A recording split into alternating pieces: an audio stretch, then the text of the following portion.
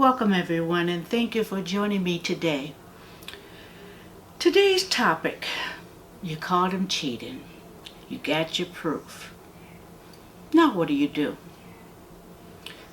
Although I don't give marital advice, let me tell you a story and how I handled it. So my husband, my ex-husband now, my husband and I were going out. So when I looked in the back seat,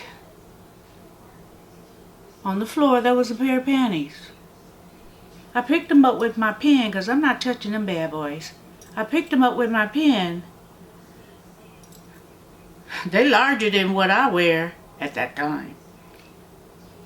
I wasn't touching them. I asked him, who are these? Who do these belong to? They're not mine. And he looked at me like, I don't know where those came from. Okay.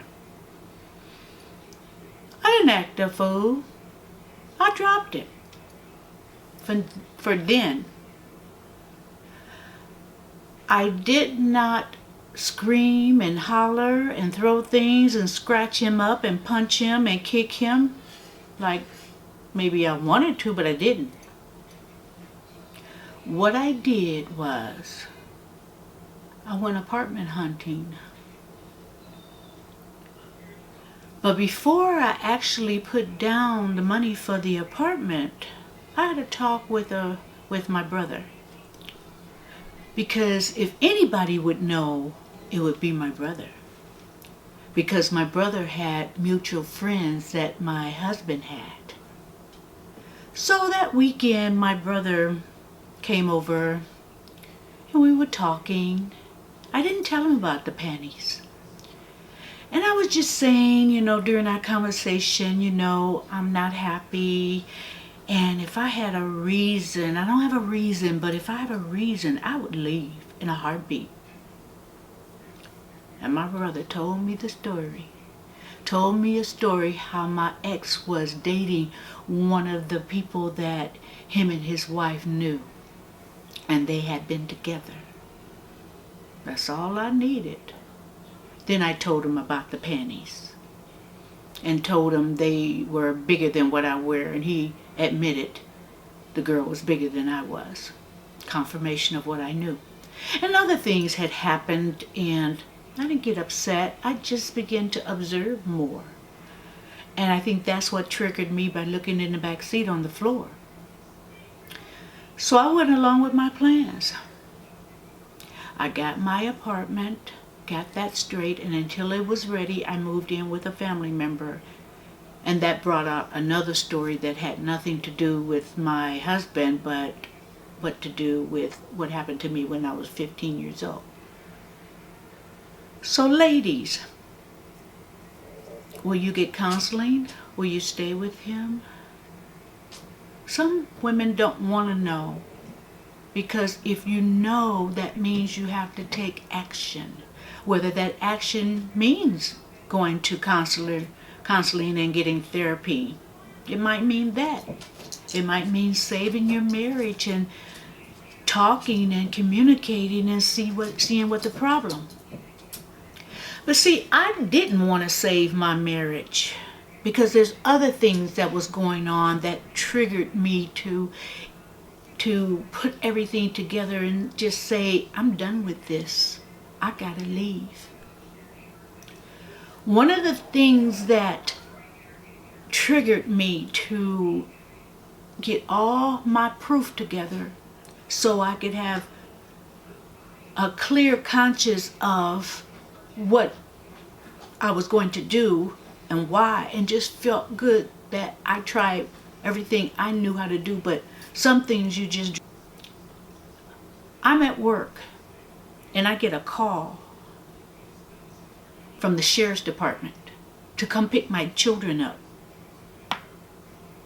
My children, it had to be in the summer because my children were not in school, and so he was supposed to babysit. You guessed it, he was unemployed. So he was supposed to babysit. He takes my children to the drug house to score drugs. I get to the drug house, I get to the sheriff's department, and they have my children sitting on the bench with the rest of the criminals. And I said, oh, hell no. So this tied in real close to the panties, so it was I just had to leave. Not only are you a cheater, you're a crackhead. Well, I don't know whether it was crack, but you do drugs. You're not a good role model for my children.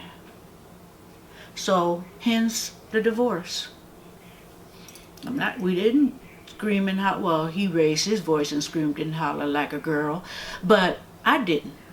I just did what I knew I had to do and got out.